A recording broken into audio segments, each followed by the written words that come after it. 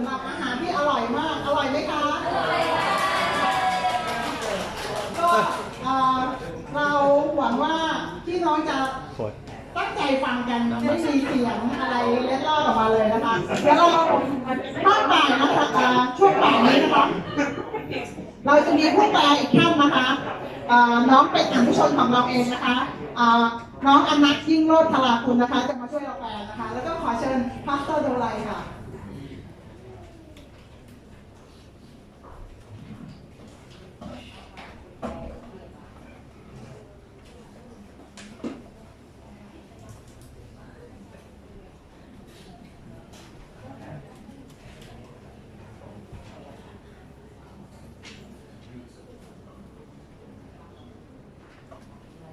มันไม่มีความผิด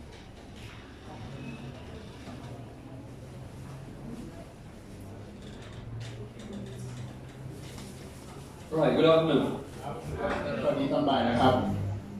It's normally very difficult to talk to people after lunch. อาจจะเป็นการยากหน่อยที่จะพูดกับเราตอนช่วงบ่าย I was attending a conference when I was in the university. ผมได้ไปร่วมสัมมนาครั้งหนึ่งตอนที่ผมอยู่ที่มหาวิทยาลัย And when the conference starts, the whole room was full. เมื่องานสัมมนาเริ่มขึ้นคนก็เต็มไปหมดเลย And speaker after speaker was speaking. แล้วก็จะมีผู้พูดหรือว่าผู้นำเสนอขึ้นมาพูดแต่ละคนไปเรื่อย And we were coming to the end of the conference. ๆแล้วก็พอใกล้จะจบงานแล้ว And this was the afternoon. นี่จะเป็นช่วงบ่าย Most of the seats were empty. ที่นั่งก็จะว่าง And the person who was sharing is supposed to present the paper แล้วก็คนที่ต้องแบ่งปันหรือว่าต้องนำเสนองานของเขาในเวลานั้น was a Chinese professor. เป็นอาจารย์คนจีน He is a professor in town planning. Where? Town planning. เป็น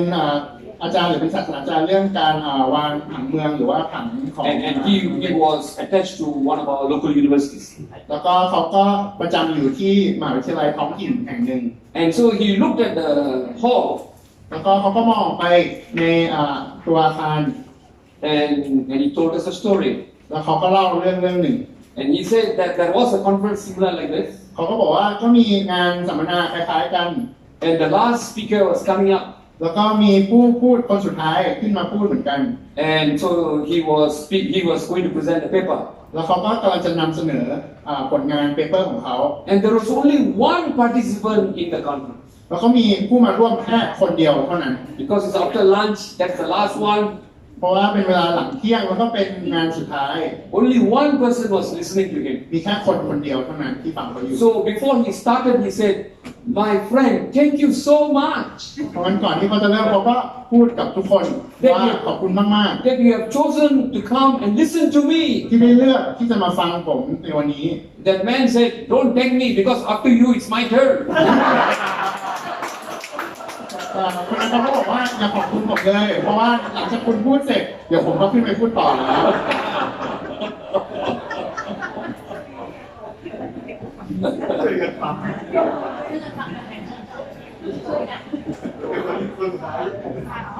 I hope that your stomach all laugh as well.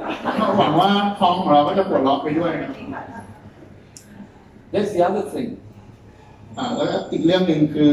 Don't make missions a very serious matter. อย่าทำให้งานมิชชั่นเป็นเรื่องที่ดูจริงจังเกินไป Don't make it like a frightening matter. อย่าทำให้มันเป็นเรื่องที่ดูน่ากลัว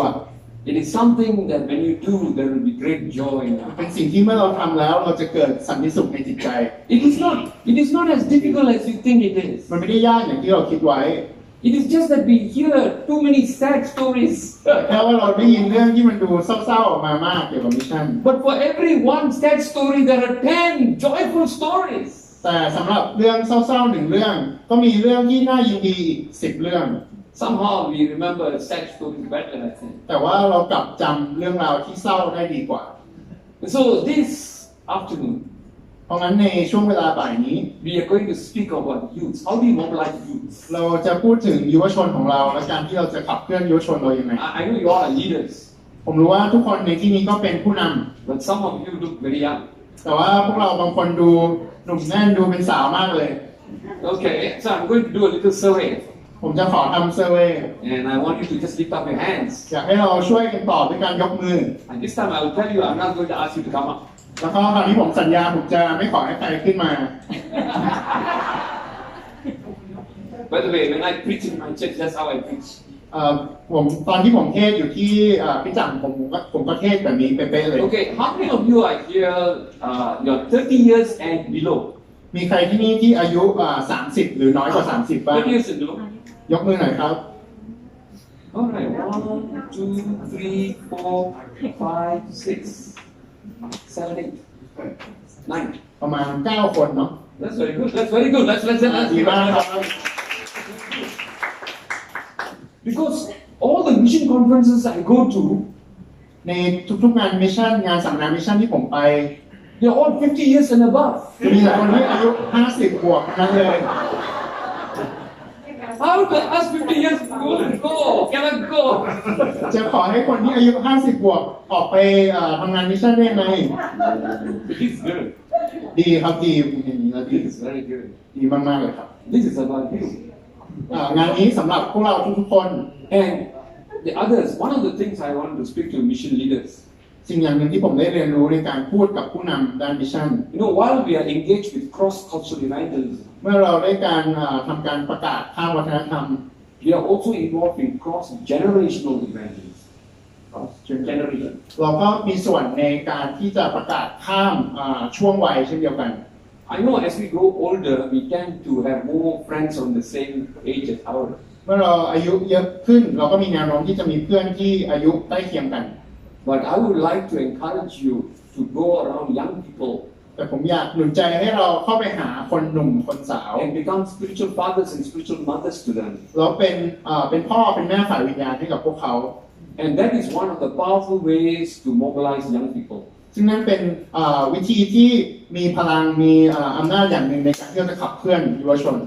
And because the young people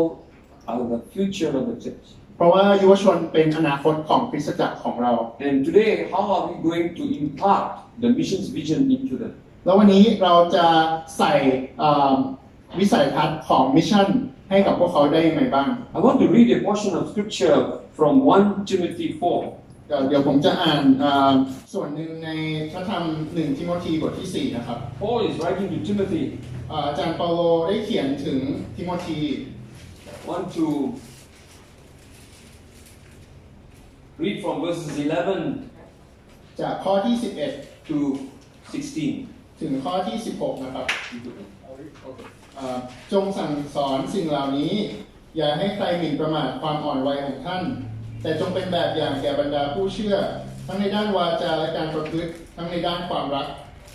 ความเชื่อและความบริสุทธิ์จงอุทิศเวลาให้กับการอ่านพระคัมภีร์ในที่ประชุมให้กับการเทศนาและสั่งสอนจนกว่าข้าพเจ้าจะมาอย่าละเลยของประธานที่มีอยู่ในตัวท่านซึ่งประทานแก่ท่านตามคำเผยพระวจนะ เมื่อคณะผู้ปกครองวางมือบนตัวท่านจงปฏิบัติหน้าที่เหล่านี้และทุ่มเทตัวเองให้กับหน้าที่ดังกล่าวเพื่อให้ทุกคนเห็นความก้าวหน้าของท่านจงเอาใจใส่ทั้งตัวท่านและคำสอนของท่านจงประพฤติสิ่งเหล่านี้อยู่เสมอเพราะเมื่อทำอย่างนี้แล้วท่านจะสามารถช่วยทั้งตัวท่านและทุกคนที่ฟังท่านให้รอดได้ In verse 12 it says, don't let anyone look down on you because you are young. ในพระธรรมข้อนี้บอกว่าอย่าให้ใครดูหมิ่นความอ่อนวัยของท่าน Being young, you have great energy. เมื่อเราอยู่ในช่วงยุวชนหรือว่าช่วงเด็กเรามีพลังเต็มเปี่ยม When I finished my first degree, เมื่อผมเรียนจบปริญญาอันแรกของผม I had this great zeal in my heart. ผมมีแรงขับเคลื่อนที่มุ่งมั่นมากๆในใจ And I wasn't even a Christian. แล้วตอนนั้นผมยังไม่ได้เป็นคริสเตียนด้วยซ้ And I said, I will take the world. ำผมบอกว่าผมจะทำทุกอย่างเลย That is how young people think. นั่นคือทัศนคติหรือแนวคิดของคนหนุ่มคนสาว In fact, one of my professors told us this story. อาจารย์ที่มหาวิทยาลัยผมก็เล่าเรื่องหนึ่ง When you finish your first degree, เมื่อคุณเรียนจบปริญญาแรก you are very excited. คุณจะตื่นเต้นมาก You want to take the whole world ๆเราจะอยากที่จะยึดครองโลกอยากที่จะทำทุกๆอย่างที่เราทำได้ because you feel you know everything. เพราะเราจะรู้สึกว่าเรารู้ทุกอย่าง Then after you do your masters, แล้วเมื่อเราได้เรียนปริญญาโท you are not so sure you know everything. เราเริ่มจะสงสัยว่าเรารู้ทุกอย่างจริงหรือเปล่า And then when you do your PhD, แล้วเมื่อเราเรียนต่อเป็นระดับปริญญาเอก now you really know you knew nothing. ตอนนี้แหละเรารู้เลยว่าเราไม่รู้อะไรเลย I was in the United States ผมได้ไปที่สหรัฐอเมริกา and I attended the convocation of what they call commencement. ผมก็ได้เข้าไปร่วมงานรับปริญญา commencement เลย And I actually watched this happen. แล้วก็ผมก็ได้ดูงานพิธีอันนี้ When the bachelor students graduated, ตอนที่เด็กปริญญาตรีเขาเรียนจบ the music was upbeat ดนตรีก็เป็นเพลงที่เร่งเร้าตื่นเต้นมาก and the students were very happy ๆ แล้วนักเรียนก็มีความสุขมาก as they went up to get their scroll. ๆ เขาก็เดินขึ้นไปรับประกาศนียบัตรเขา Everybody is cheering them. ทุกคนก็เชียร์ให้กับเพื่อนของตัวเอง They would throw their motor hats. เขาก็โยนหมวกของชุดของเขาขึ้น They are really saying, "Oh, we want to take the world." แล้วเขาก็ตื่นเต้นมากเขาบอกว่าเนี่ยเขาจะออกไปทำนู่นทำนี่ I was the photographer of some of my friends. ผมเป็นตากล้องให้กับเพื่อนของผมบางคน And there were two groups. One, the master's graduates. The other one, the PhD ones. ก็จะมีเพื่อนสองกลุ่มเด็กปริญญาโทกับปริญญาเอก I looked at the master students. ผมก็มองไปที่เพื่อนที่เป็นเด็กปริญญาโท They all look very confused. เขาดูน่างงมาก They're not so sure. เขาสงสัยอะไรอยู่สักอย่าง They didn't seem to be as happy as the bachelor เขา students. ดูไม่มีความสุขเหมือนเด็กปริญญาตรี And when they were going out to get their scroll, แล้วเมื่อเขาขึ้นไปรับประกาศนียบัตรของเขา the music was a bit slow. เพลงก็ช้าลงตามไปด้วย Then I look at the PhD students. แต่แล้วผมก็มองไปที่นักเรียนปริญญาเอก At least the master student look here, look there. But now the PhD student, they're all looking down. ก็อย่างน้อยเด็กคนที่จบปริญญาโทเขาก็มองไปซ้ายไปขวา แต่เด็กที่จบปริญญาเอกเขาก็มองลง Very, very แล้ว slow. เพลงก็ช้ามาก Because now they know ๆ เพราะว่าตอนนี้คนที่จบปริญญาเอกก็รู้ว่า that they know nothing. เขาไม่รู้อะไรเลย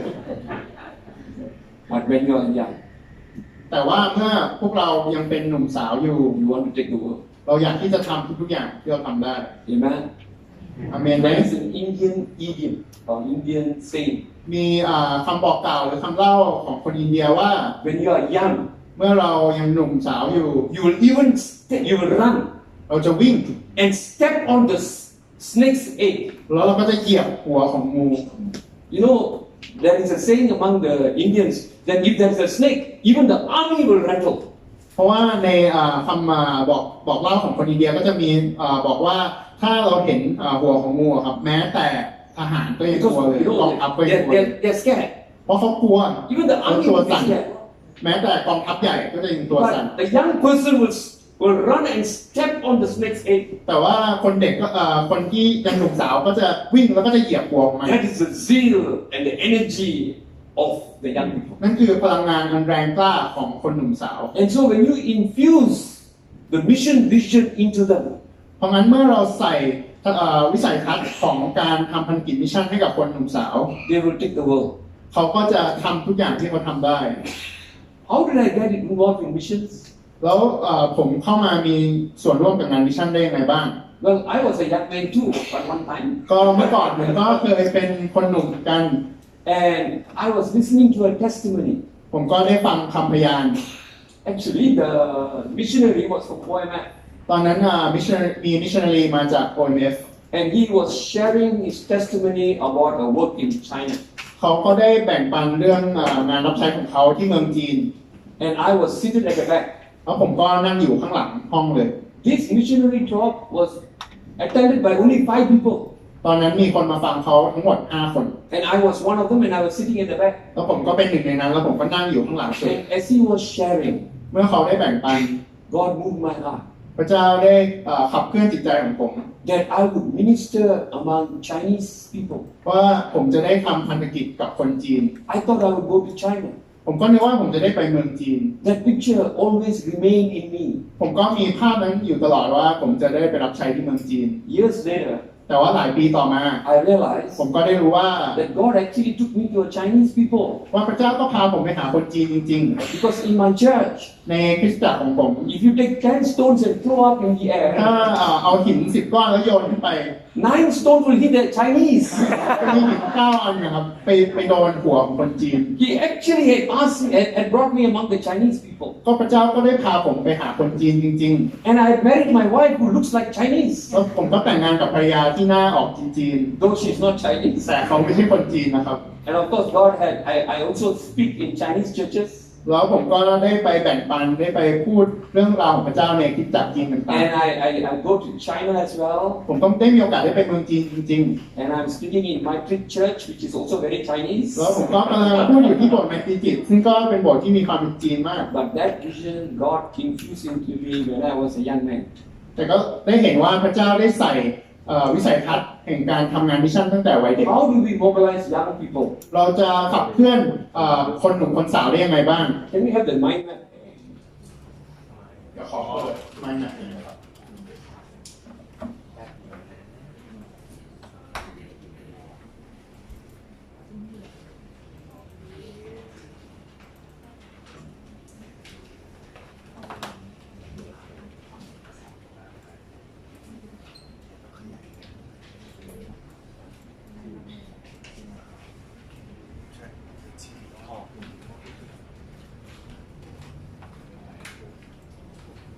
Yeah.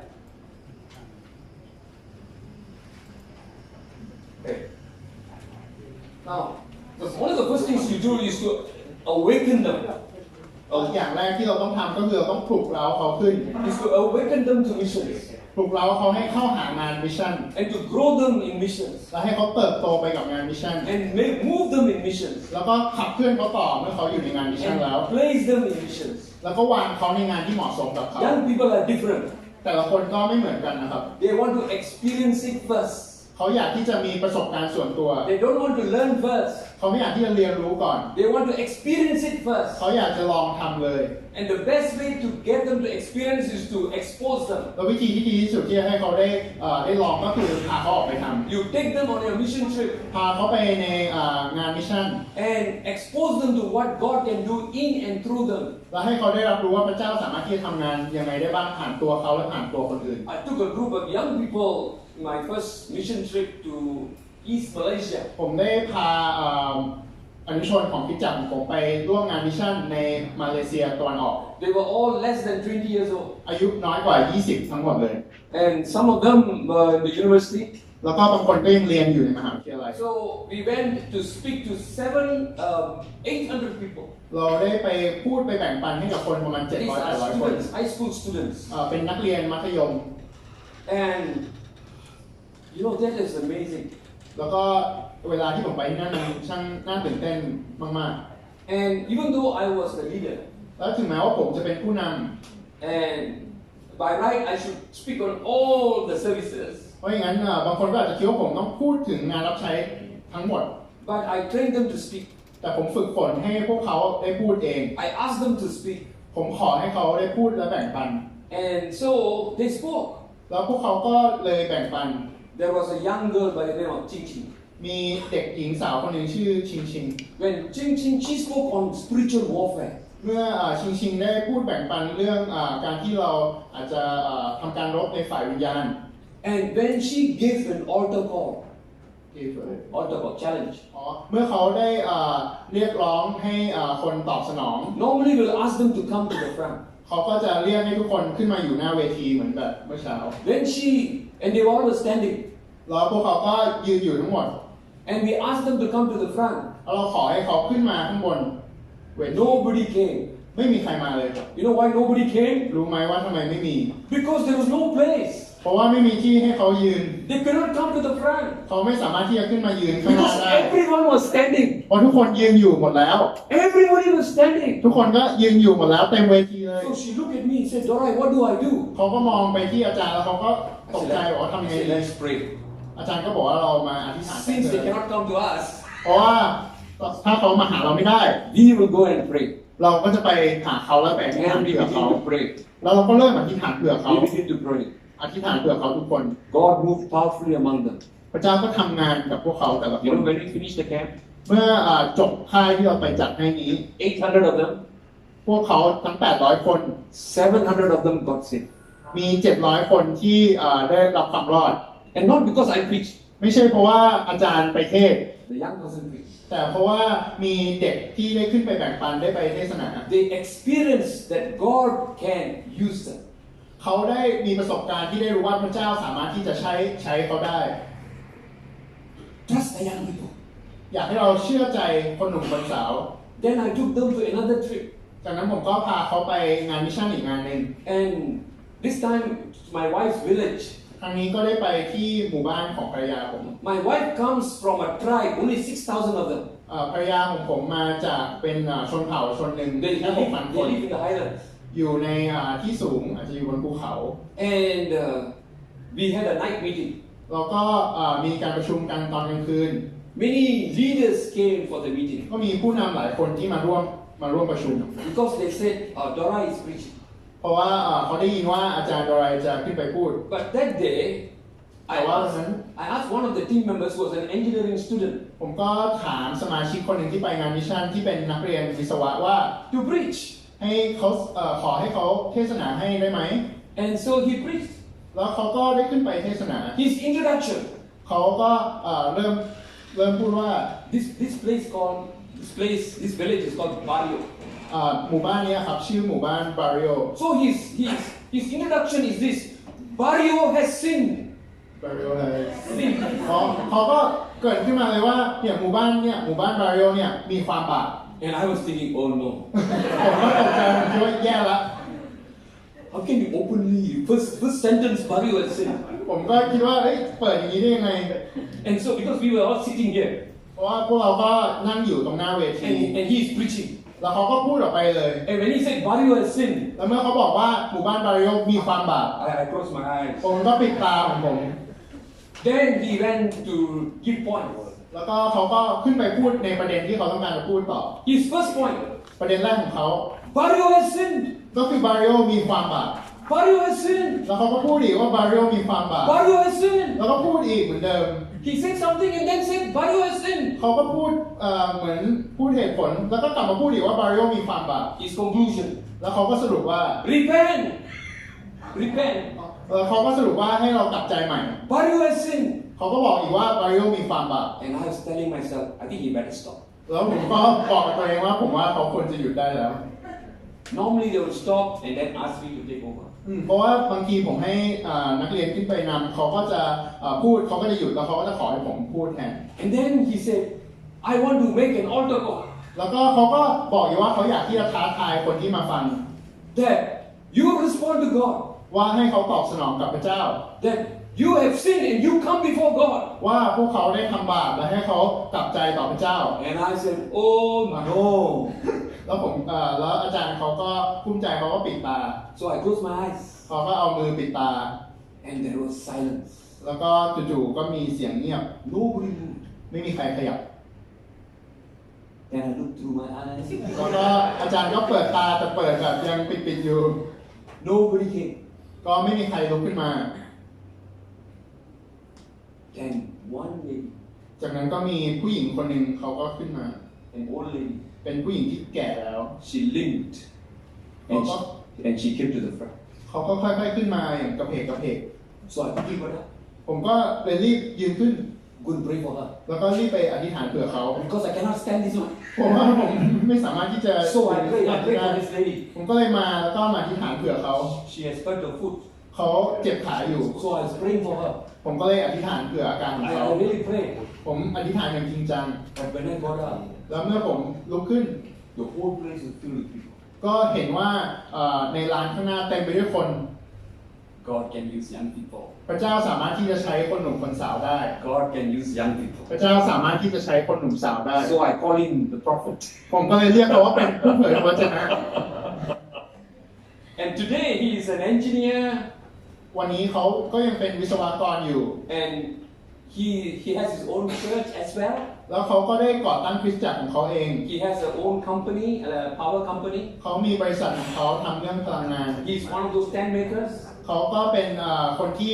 มีธุรกิจไปด้วยที่จะรองรับงานในชั้นของเขา And he and I and another person together we have formed a sodality. แล้วผมกับเขาแล้วก็มี สมาชิกคนหนึ่งได้สร้างกลุ่มสามัคคีธรรมเป็น solidarity that focuses on young people. ที่เน้นไปที่การรับใช้คนหนุ่มคนสาว So young people do not. Oh, I must talk to the older people. The older people. ผมต้องพูดกับคนที่อาจจะอายุเยอะหน่อยนะครับ Trust God to work in the young people. อยากให้พวกเราเชื่อใจพระเจ้าเชื่อว่าพระเจ้าจะทำงานผ่านคนหนุ่มสาว You know, there are many ways to mobilize people. มีหลายวิธีที่จะขับเคลื่อนคน But the greatest mobilizing force is trust. แล้ววิธีในการขับเคลื่อนที่ดีที่สุดก็คือเชื่อใจคน When you trust them, เมื่อเราเชื่อใจใคร that mobilizes them. มันก็เป็นการขับเคลื่อนเขา And so, trust the young people. เพราะอย่างนั้นให้เราเชื่อใจคนหนุ่มสาว Walk with them. เดินไปกับเขา They may not do the way you teach them to do. เขาอาจจะไม่ทำตามแบบที่เราต้องการ First point, Baru has sinned. Second point, Baru has sinned. ประเด็น Third แรก point, ประเด็ Baru น has สองประเด็น sinned. สามเหมือนกันหมดคือบาริโอทำความบาป But today, แต่วันนี้ he is actually leading a movement. เขาเป็นคนที่นำการเคลื่อนไหว And he is not even full time. เขาไม่ใช่ผู้รับใช้เต็มเวลาด้วยซ้ And he is helping so many people. ำเขาได้ช่วยคนมากมาย He started young. เขาเริ่มตั้งแต่เขายังเด็ก He started young. เขาเริ่มตั้งแต่เขายังอายุน้อย So you mobilize them by exposing them. เพราะงั้นเราขับเคลื่อนเขาด้วยการให้เขาได้ออกไปลอง Exposing them. ได้ออกไปสัมผัสได้ออกไป But ทำงาน when they come back after the exposure, แต่เมื่อเขากลับมาแล้วหลังจากที่เขาได้ลองไปทำงานดู then you sit down with them and talk to them. จากนั้นเรานั่งกับเขาเราพูดคุยกับเขา Ask them, what is it that you want to do with your life? ถามเขาว่าเขาอยากทำอะไรกับชีวิตของเขา You know, in our church, we send young people on mission trips. ในคริสตจักรของผมก็ส่งเยาวชนไปทำงานมิชชั่น And every time we send the mission trip the mission team can comprise anywhere between 6 to 8 people. ก็มิชชั่นทีมของคริสตจักรของผมก็จะมีคนอยู่ประมาณ 6-8 คน And when they come back, I sit with them and do a debrief. เมื่อเขากลับมาเราก็จะดีบรีฟหรือว่าเล่าว่าเกิดอะไรขึ้นบ้าง And I ask them 3 questions. แล้วผมก็จะถามเขา3อย่าง The first question, อย่างแรก what is the highlight of your trip? สิ่งที่เด่นที่สุดในมิชชั่นทริปของเราคืออะไร Sometimes they say it's food. บางทีเขาก็บอกว่าก็คืออาหาร Sometimes they say it is just a trip on the river. บางทีเขาก็จะพูดถึงจังหวะที่ได้ไปเที่ยวอาจจะไปริมแม่น้ำ See, once a team went to Sumatra มีทีมของผมทีมหนึงไปที่เกาะสุมาตรา and they saw a dog เขาก็เห็นหมา and they told the house owner and said, oh, your dog is very nice. เขาก็บอกคนที่เลี้ยงหมาว่าหมาของเขาน่ารักมาก And when they were sitting out for dinner, แล้วเมื่อเขาได้กินข้าวเย็นด้วยกัน they served them dog meat. เขาก็ที่นั่นเขาก็ให้เนื้อหมาเขากิน But they just said, looks nice. They didn't say, I want to eat. แต่เขาเพิ่งบอกค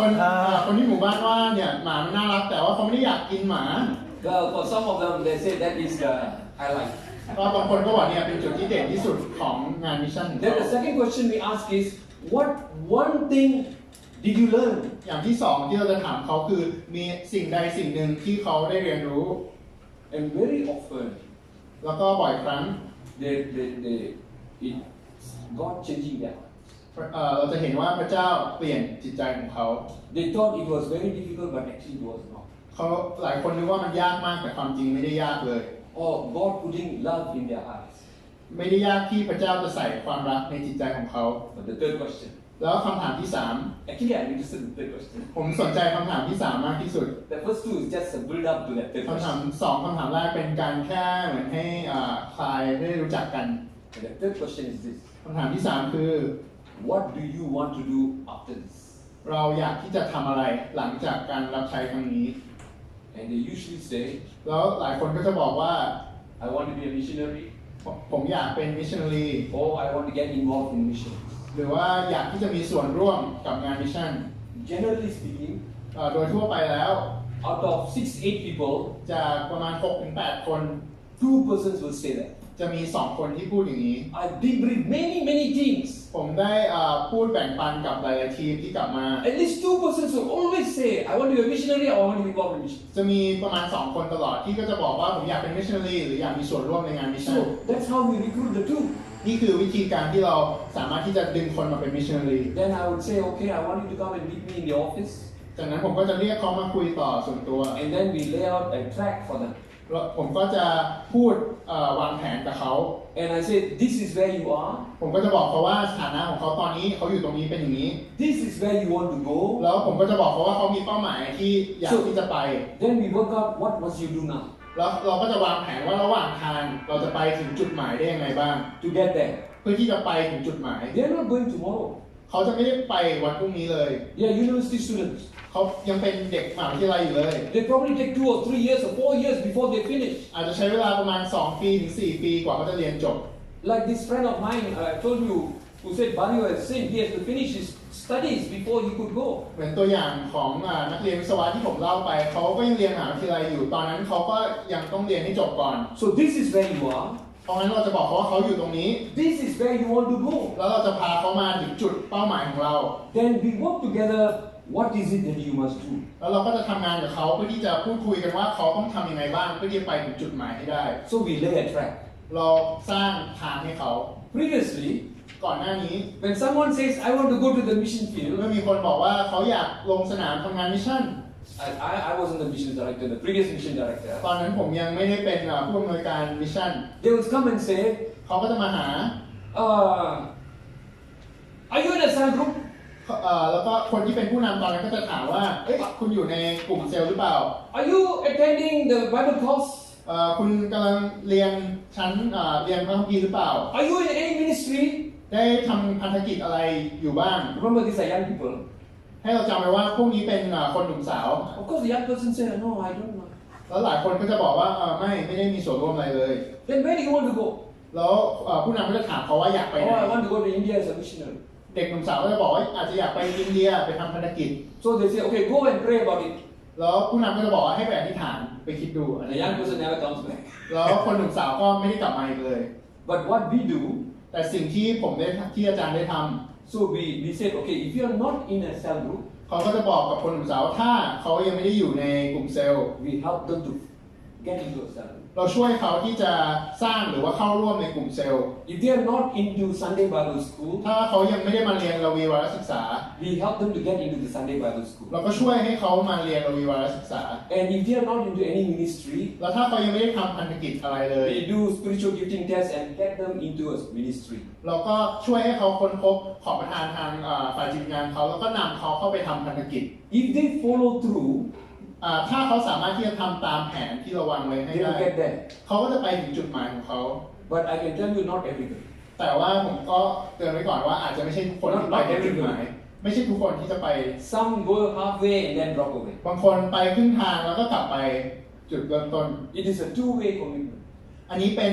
สิ่งที่เราต้องอุทิศทั้งตัวเราและตัวเขา But if they are committed, แต่ถ้าเขาอุทิศตัว they usually land in the field. ปกติแล้วเขาก็จะสามารถที่จะไปถึงจุดหมายได้ And so, แล้วดังนั้น while we prepare them, ในเวลาที่เราเตรียมตัวเขาเตรียมเขา can we get them this part? 5 essential skills. เดี๋ยวขอขยับภาพไปทางขวาให้เห็น Yeah, this one. Okay, one of the things you need to do is สิ่งที่สำคัญที่เราต้องทำคือ you get them to be able to share the gospel message. เราฝึกฝนให้เขาสามารถที่จะแบ่งปันพระกิตติคุณได้ This is basic. อันนี้เป็นสิ่งที่เป็นพื้นฐานที่ We สำคัญ teach them how to share the gospel. เราสอนเขาว่าเขาจะแบ่งปันพระกิตติคุณได้ยังไงบ้าง And then we ask them to go and do it. จากนั้นเราขอให้เขาออกไปทำจริง And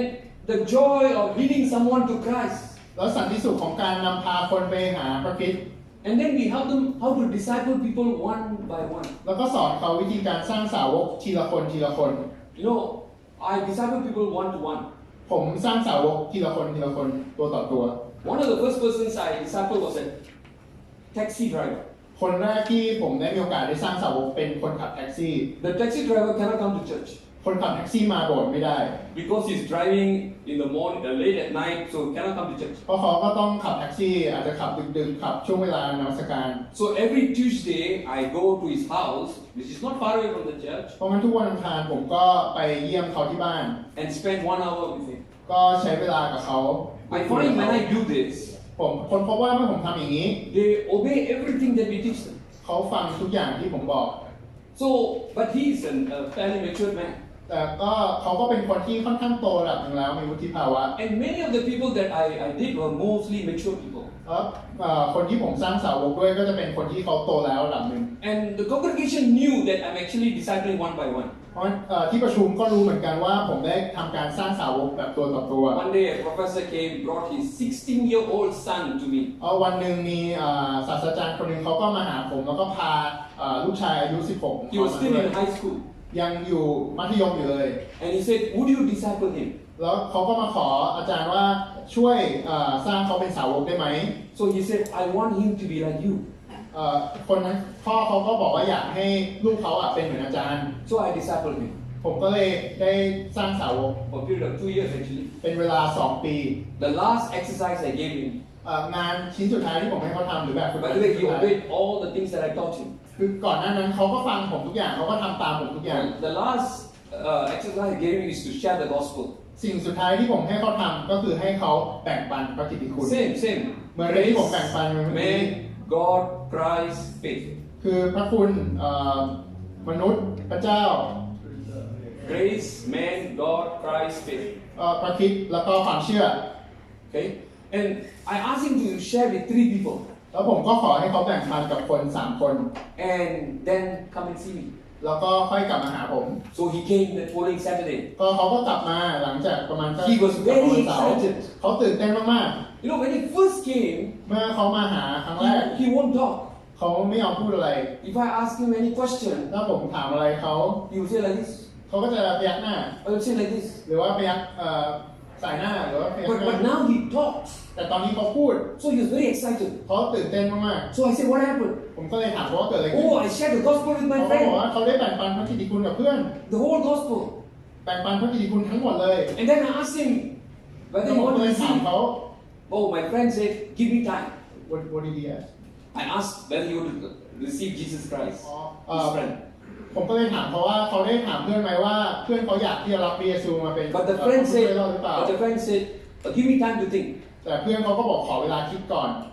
He said, then I spoke to my second friend. แล้วผมก็เด็กคนนั้นเขาไปพูดกับเพื่อนอีกคน He also said,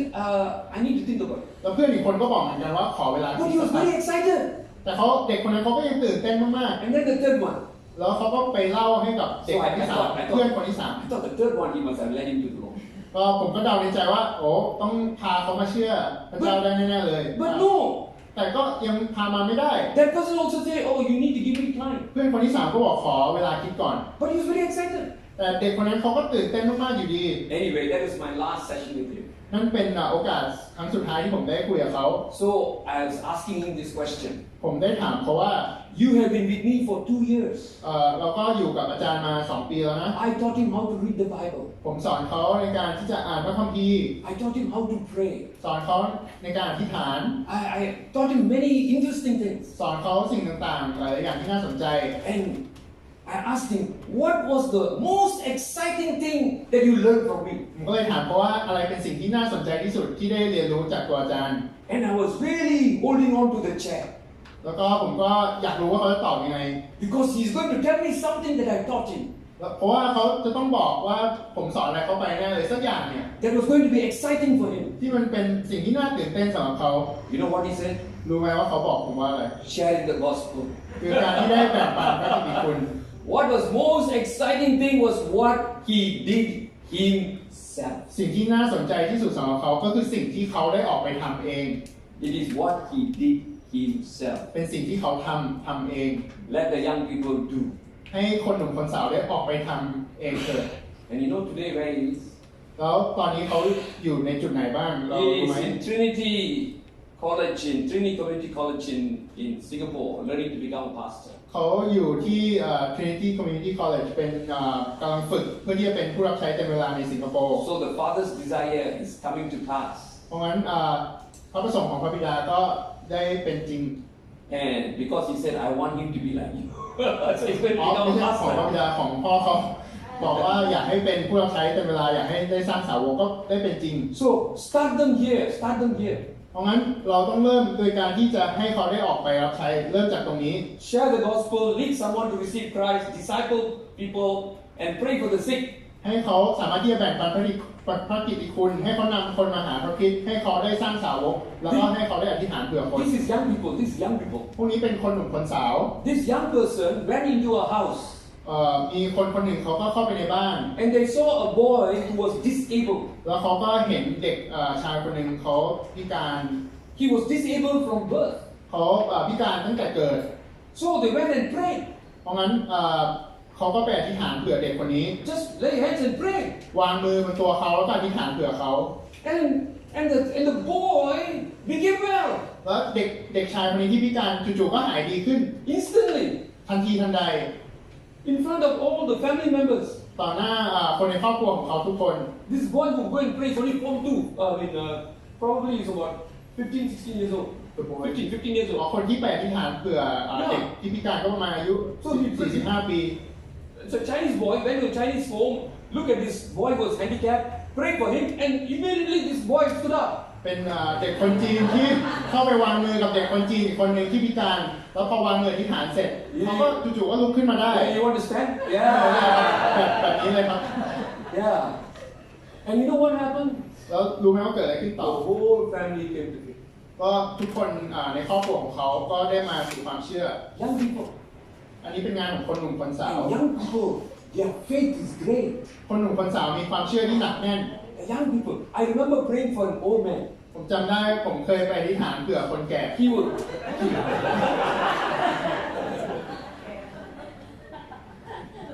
Oh, you're not old. อันนี้เป็นตัวอย่างเฉย I'm just giving an example. I cannot go inside there, so I. ๆไม่สามารถที่จะเดินเข้าไปตรงกลางได้ And I remember he was in the wheelchair. ก็เป็นคนแก่ที่ This is a huge rally, and I was praying for this man. ผมก็ไปอธิษฐานเผื่อเขาเป็นคนแก่ที่นั่งรถเข็นอยู่ I prayed, nothing happened. ผมก็อธิษฐานแล้วก็ไม่มีอะไรเกิดขึ้น But and then I moved. แล้วผมก็ขยับออกมา Because there are other people who are. เพราะว่าก็มีคนอื่นที่ผมจะไปอธิษฐาน After I prayed, and then I came back. ผมก็อธิษฐานเผื่อคนอื่นแล้วผมก็กลับมาอีก Two youngsters. มีคนหนุ่มคนสาว2 คน Praying and then trying to get her up. กำลัง And อธิ then ษฐาน trying to เผื่อ walk. คนแก่คนแรกคนนี้แล้วก็พยายามที่จะจูงเขาเข้ามา In จูง Jesus' เขาให้ name. เดินในนามของพระเยซู I said, ผม wow. ก็ตกใจมาก You want the church to move, get the young people moving. ๆถ้าเราอยากให้คริสตจักรของเราได้เคลื่อนไหวให้เราเริ่มด้วยการขับเคลื่อนคนหนุ่มคนสาว The faith level is amazing. ระดับความเชื่อของเขานั้นน่าตื่นตาตื่นใจมาก I know, I look at all your faces, you say, but Thai young people very different. แต่ผมเห็นสายตาของเราทุกคนอาจจะบอกว่าคนหนุ่มคนสาวคนไทยไม่เหมือนที่อาจารย์คิดไว้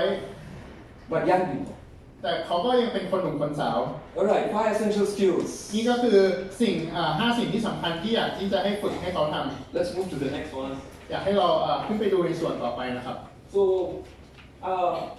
you need to expose them. This one, this side. เราต้องให้คนหนุ่มคนสาวได้รับรู้ถึง This one, yeah, this one, yeah. You need to expose them to these things. These are all very practical things. ถึงสิ่งต่างๆเหล่านี้ซึ่งเป็นสิ่งที่เขาสามารถที่จะได้ฝึกทำได้ Personal evangelism has got high impact. การที่เขาจะประกาศด้วยประสบการณ์ส่วนตัวมีอิทธิพลสูงมาก Okay, I want to look see who is sleeping here. ผมอยากรู้ว่ามีใครที่อาจจะง่วงแล้วบ้างมีไหมครับ All 3 of them look very fresh. คนที่นั่งอยู่ข้างหลัง3 คนตื่นตัวมาก Yeah, all 4. Not that you're sleepy or anything. I just choose you. Just choose you. Come, all 4. All 4. I want to explain personal evangelism. เดี๋ยวผมจะอธิบายเรื่องการประกาศนะครับ You see, personal evangelism, you teach them how to share the gospel. They share the gospel with the first person. The person say, oh, not yet. This person, not yet. This person, not yet. This person, yes. การประกาศส่วนตัวเราจะให้เขาไปประกาศกับคนแต่ละคน So the person is very excited that this person got saved. คนสุดท้ายพอ You're เขาฟัง not เขา worried ตื่น about เต้น this มาก person, but this person got saved. คน3 คนแรกไม่เชื่อแต่คนสุดท้ายเขาเชื่อ Amen. อาเมนไหม That is what personal evangelism does. นี่คือการประกาศด้วยประสบการณ์ So ส่วน you teach ตัว them personal evangelism. เราสอนเขาให้เขาออกไปประกาศกับ You ค know นใกล้ what we ตัว do? Personal evangelism. We share the gospel with this person, your close friend. เราอาจจะได้มีโอกาสแบ่งปันกับคนใกล้ตัวคนที่เป็นเพื่อนสนิท She doesn't receive the Lord. เขาไม่ยอมรับพระเจ้า We pitch a tent around her. เราอาจจะsorry Pitch a tent, meaning we just concentrate on her. เราอาจจะมาเน้นที่เขา Every evangelistic meeting we go to her. ก็มีเรื่องอะไรที่น่าสนใจเราก็มาแบ่งปันกับเขาอย่างเดียวเลย You know, constantly spending only her. ก็มาเน้นแค่เขาคนเดียวไม่ไปสนใจคนอื่ She น already heard the gospel. เราต้องรู้ว่าเขาได้ฟังพระกิตติคุณแล้ว Jesus moved from village to village, town to town, city to city. พระเยซูเดินทางจากเมืองหนึ่งสู่อีกเมืองหนึ่งหมู่บ้านห We นึ่ง have สู่ to หมู่บ้านหนึ่ง move person to person. You have shared, you have shared, you have shared, you have shared. เราก็เหมือนกันเราต้องเคลื่อนไหวจากคนคนหนึ่งไปที่อีกคนหนึ่งไปที่อีกคนหนึ่ง And when the young person finds, people get saved. แล้วเมื่อพอเราเจอคนที่พระเจ้าได้เลือกไว้พระเจ้าจะช่วย Thank เขา you very much. So personal evangelism has got high impact. เพราะเราต้องฝึกในการประกาศเพราะมีอิทธิพลสูงมาก Mission trip has got high impact. แล้วก็งานมิชชั่นทริปก็เหมือนกัน Next time when you go to Cambodia to see your missionaries, เมื่อครั้งต่อไปที่เราไปเยี่ยมมิชชันนารีของเราที่ประเทศเขมร take 1 or 2 young people with you. พาคนหนุ่มคนสาวไปด้วยสักคนสองคน Now mission camp แล้วก็อาจจะจัดค่ายสำหรับมิชชั่น has got medium to high impact. It depends. อันนี้อาจจะมีผลมากน้อยในระดับหนึ่งอาจจะปานกลางหรือว่ามีผลมาก Now missions conference. Now this is very powerful mission conference. แล้วก็งานสัมมนามิชชั่นอันนี้มันมีแรงบันดาลใจมาก I have a friend. ๆผมมีเพื่อนคนหนึ่ง His name is Michael. เขาชื่อไมเคิล I was running mission conferences. ก็เป็นผู้นำของการจัดงานมิชชั่น He was in charge of high school students and university students. เขาก็ได้รับหน้าที่ในการดูแลนักเรียนมัธยมกับนักเรียนมหาวิทยาลัย And in my conference or the conference that I run, mostly adults. แล้วก็ในงานสัมมนาที่อาจารย์จัดนะครับส่วนใหญ่จะเป็นผู้ใหญ่ As I said, 50 years and above. อาจจะอายุประมาณ 50 บวกทั้งหมด So what he did was, he started a conference. ก็สิ่งที่เขาทำก็คือเขาจัดงานสัมมนาของเขาเอง Annual mission conference เป็นงานที่มีประจำทุกปี for young people. สำหรับคนหนุ่มคนสาว And I was there. แล้วก็ผมก็ได้ไปร่วม And when the preacher gave the challenge, และเมื่อคนที่ขึ้นไปเทศนาได้ออกมาท้าทาย you know, my heart just melted. ใจของผมก็ละลายไปเลย 90% of them came to God. ประมาณ 90% ของคนในสัมมนาได้ขึ้นมาตอบสนอง And there were what? 700-800 students? มีคนประมาณ 700 มีนักเรียนประมาณ 700 ถึง 800 คน You want a fast track? อยากที่จะจัดแผนแบบเร่งรีบไหม Have a mission conference จัดงานสัมมนามิชชั่นเลยเพื่อที่จะผลักดัน for young people. สำหรับคนหนุ่มคนสาว Amen? อาเมนไหม Old, I mean, not old. I mean. You know, in our church, we cannot say old. ในคริสตจักรผมไม่สามารถที่จะพูดคำว่าแก่ได้ They get offended. เพราะจะมีคนที่รู้สึกไม่ดี Yeah. How should I say? เลยไม่รู้ว่าจะพูดยังไง The mature. เป็นวัยที่ดูมีวุฒิภาวะ You can support. ที่จะสามารถที่จะช่วยหนุน You can pray. เราสามารถที่จะอธิษฐาน You can prepare the logistics. เราช่วยจัดเตรียมพวกรายละเอียดเล็กๆน้อย You can encourage them. ๆเราสามารถที่จะหนุนใจ I feel in my heart. ผมรู้สึกจริงๆในใจผมว่า I feel out of this conference, if there is one thing you must do, go and do a missions conference for young people. ถ้าจะต้องจัดงานสัมมนา I really feel that. I really feel that. อยากให้จัดงานสัมมนาให้คน Do a mission conference. Okay, for the young people. ถ้าจัดงานสัมมนาอยากให้เราจัดให้คนหนุ่มคนสาว And you will see แล้วเราจะได้เห็น how people will respond. เห็นว่าคนตอบสนองยังไงบ้าง And one of the other things we did was, แล้วก็อีกสิ่งหนึ่งที่เราได้ทำก็คือ we used to bring mission agencies every month. เรานำหน่วยงาน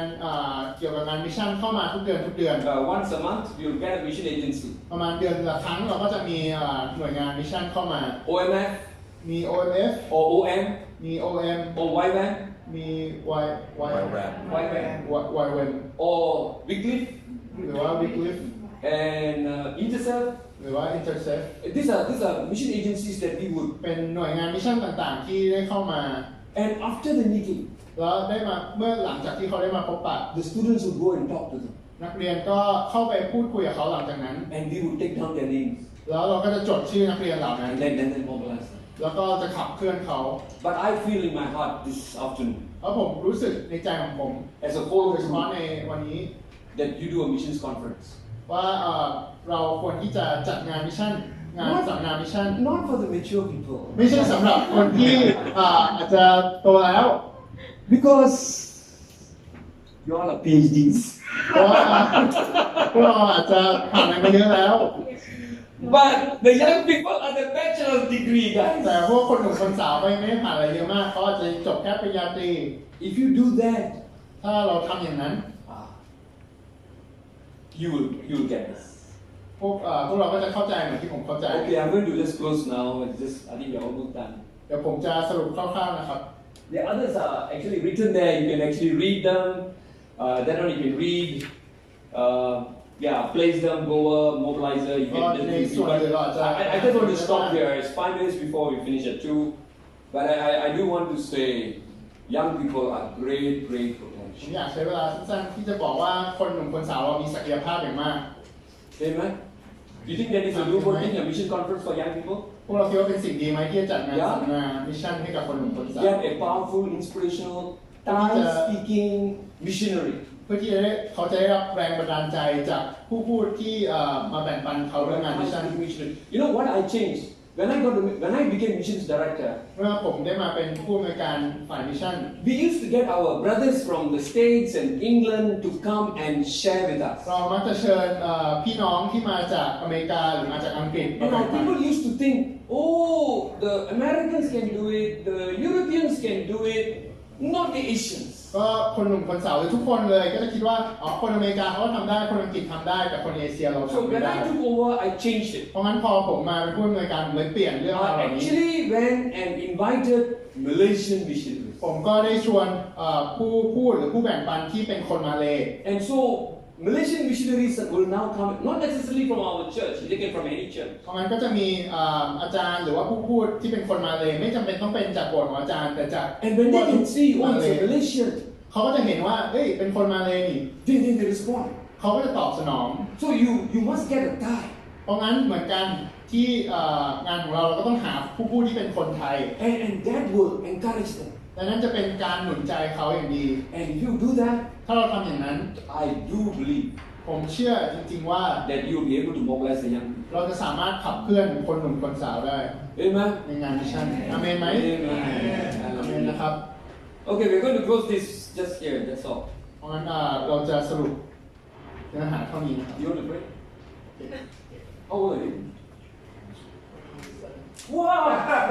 Wow! You are 27! You are going 27 or just 27 or? just about No, you are 26. You give you at 26. Okay, who are the less than 30? Can you come? Less than 30, less than 30. Less than 30. มีใครที่อายุน้อยกว่า30ให้ขึ้นมายืน Less than 30. Can you come to the front? Come to the ขึ้น front. มายืน Come to the front. Come to the front. Less than 30. Less than 30. ที่อายุน้อยกว่า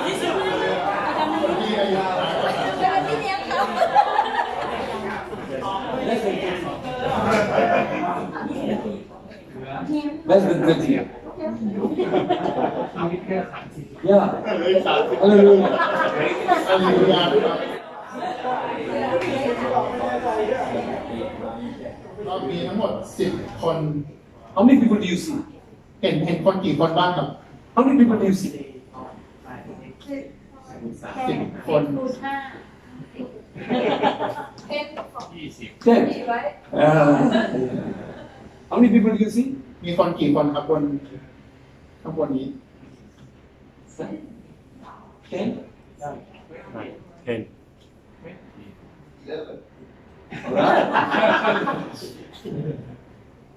Anybody else?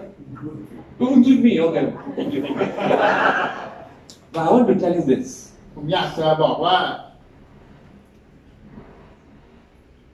How many of you like durian? มีใครที่ชอบทุเรียนบ้างไหมยกมือขึ้นหน่อยใครชอบทุเรียนบ้าง They say Thai durian is better than Malaysian durian. มีคนบอกผมว่าทุเรียนไทยดีกว่าทุเรียนมาเลย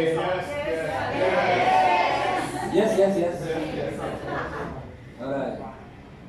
You have to imagine. ก็อยากให้เราลองจินตนาการตามดู You have to imagine. This is อันนี้คือ a durian seed. อันนี้เป็นเม็ดทุเรียน I want you to ให้เรา imagine. คิดตามดูนะครับอันนี้คือเม็ดทุเรียน Durian seed. เม็ดทุเรียนนะครับเม็ดทุเรียน Durian seed. Durian seed. Durian seed. Durian seed. Durian seed. Durian seed. Durian seed. Missionary seed. Missionary seed. เป็นเมล็ดแห่งมิชชันนารีเมล็ดแห่งการเป็นมิชชันนารีนะครับ Missionary seed. Missionary seed. In this seed, ในเมล็ดนี้ how many durians do you see? เราเห็นทุเรียนกี่ลูก Okay. Don't go so fast. อย่าเพิ่งไปเร็วไปนะครับ One seed, how many trees? เมล็ดหนึ่ง First generation. ต้น First ได้ generation. กี่ต้น One tree. ได้ต้นหนึ่ง But one tree, how many fruit? แล้วต้นหนึ่งมีผลได้กี่ผล Many fruits. มีผลได้หลายผล Alright? ใช่ไหมครับ So in each of the fruit, many seeds. เพราะงั้น In, ใน in ผล each of the ผลมี seeds. หลายเมล็ด So if you see the seed, ถ้าเราเห็นเมล็ดหนึ่ง you don't see a tree. เรายังไม่เห็นต้นไม้ You see an orchard. เราเห็นศักยภาพที่จะเป็นสวนใหญ่ You see a multiplication เรา of เห็นการ missionaries. คูณขึ้นของมิชชันนารี There are not 10 missionaries here. ไม่ได้มีแค่10 คน There ตร are งนี้ many missionaries มี here. มิชชันนารีหลายคนตรงนี้ Why do you laugh? หัวเราะทำไมครับ There are many missionaries มี here. มิชชันนารีมากมายตรง They นี้ are seed. พวกเขาเป็นเมล็ด So they carry many missionaries. เพราะงั้นเขาถือมิชชันนารีอยู่หลายคน They carry many missionaries. เขากำลังรองรับมิชชันนารีอยู่หลาย Maybe คน look like 10. ตอนนี้ดูเหมือนมีแค่10 คน But with eyes of faith you see แต่เมื่อเรามีตาแห่งความเชื่อเราจะเห็นว่า that your church will produce คริสตจักรของเรา new จะสร้าง missionaries. มิชชันนารีหลายคน Amen. อาเมนไหม Before we close, I want us to pray. ก่อนที่เราจะปิดในวันนี้ผมอยากที่จะให้เราอธิษฐานด้วยกัน Okay, I do not know the structure here. Who is the missions head, the top missions head here? ใครเป็น Can you please ผู้ come? นำด้านมิชชั่น Can you pray for all of them? อยากให้ได้อธิษฐาน Can เพื่ you อ all stand? พว Can ก you เรา all ทุกคนนะครับ stand? Let's pray.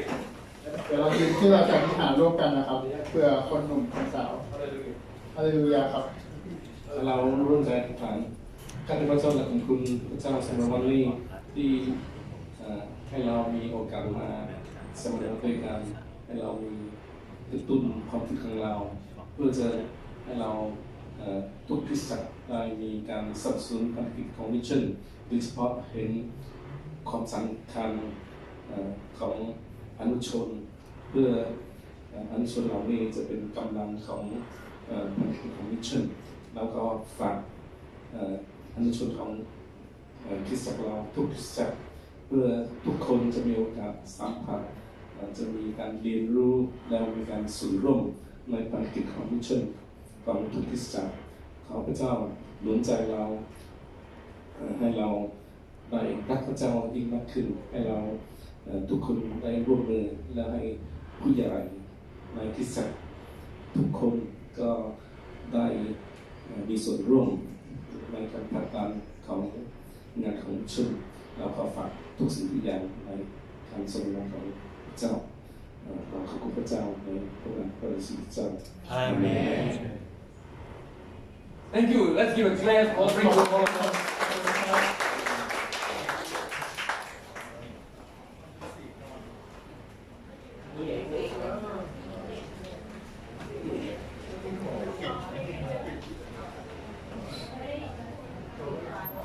เดี๋ยวเราจะเบรกกัน 20 นาทีนะคะ 20 นาทีแล้วเดี๋ยวเราจะกลับมาเจอกันอีกค่ะ